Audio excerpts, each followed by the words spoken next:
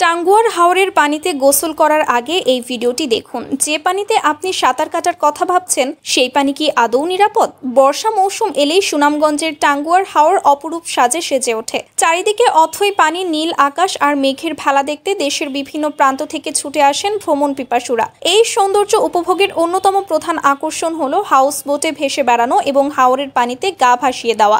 বিশেষ করে ওয়াচ টাওয়ারের আশেপাশের হিজল, করচ গাছের ছায়ায় পানিতে নেমে সাঁতার কাটার আনন্দ যেন আলাদাই অনুভূতি দেয়। কিন্তু এই আনন্দের আড়ালে লুকিয়ে আছে অন্য কিছু, যা হয়তো অনেকেরই অজানা। প্রতিদিন শত শত হাউসবোট হাজার হাজার পর্যটক নিয়ে হাওরের বুকে ভেসে বেড়ায়। একটি সাধারণ হিসেবে ভরা মৌসুমে প্রায় 5 থেকে 6 হাজার মানুষ প্রতিদিন হাওরে অবস্থান করেন। এই বিশাল সংখ্যক মানুষের জন্য স্বাভাবিকভাবেই টয়লেটের প্রয়োজন হয়। দুঃখজনক হলেও সত্য, বেশিরভাগ হাউসবোটে আধুনিক বর্জ্য রিজার্ভ ব্যাংকের ব্যবস্থা নেই। ফলে এই হাজার হাজার টয়লেটের বর্জ্য সরাসরি হাওরের পানিতে ফেলা হয়। যেহেতু হাওর একটি প্রায় আবদ্ধ জলাশয়, তাই এই বর্জ্যগুলো দ্রুত কোথাও ভেসে যায় না, বরং একই পানিতে ঘুরপাক খেতে থাকে। এবার একটু কল্পনা করুন, আপনি ওয়াচ টাওয়ারের কাছে সেই পানিতে সাঁতার কাটছেন বা লাফালাফি করছেন, যেখানে একটু আগে হয়তো অন্য হাউসবোট থেকে মানব বর্জ্য ফেলা হয়েছে। হঠাৎ করে আপনার সামনে কোনো অপ্রত্যাশিত বস্তু ভেসে উঠলে আপনার অনুভূতি কেমন হবে? শুধু অস্বস্তি নয়, এই দূষিত পানিতে সাঁতার কাটার ফলে মারাত্মক পানিবাহিত চর্মরোগ যেমন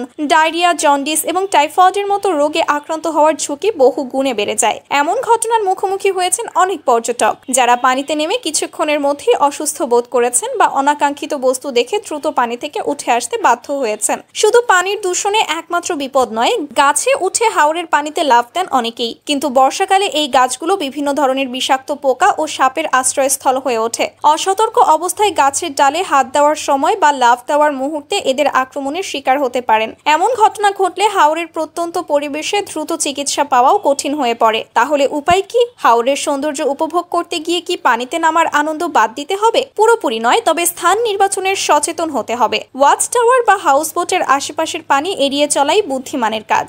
এর পরিবর্তে আপনারা যেতে পারেন নীলাদ্রি লেকে, যা শহীদ সিরাজ লেক নামে পরিচিত। টাঙ্গুয়ার হাওর ভ্রমণ শুধুমাত্র হাওর দেখা নয়, সেখানে আরো কিছু স্পট সাধারণত মানুষ ঘুরে দেখে। টাঙ্গুয়ার ভ্রমণ প্যাকেজের সাথে ছোট ছোট সিয়াম forest, watch tower, Niladri lake, Shimul Bagan, Jadukata নদী, লাউরের গড় সহ আরো বেশ কিছু স্পট ঘুরে দেখা যায়। টাঙ্গুয়ার হাওরের কাছে অবস্থিত নীলাদ্রি লেকের পানির তুলনামূলক বেশি পরিচ্ছন্ন এবং নিরাপদ। এখানকার টলটলে পানিতে সাঁতার কেটে আপনি নিরাপদে স্বাদ মেটাতে পারবেন। ভ্রমণ মানে আনন্দ, কিন্তু সেই আনন্দ যেন কোনোভাবেই অসুস্থতা বা বিপদের কারণ না হয়ে দাঁড়ায়।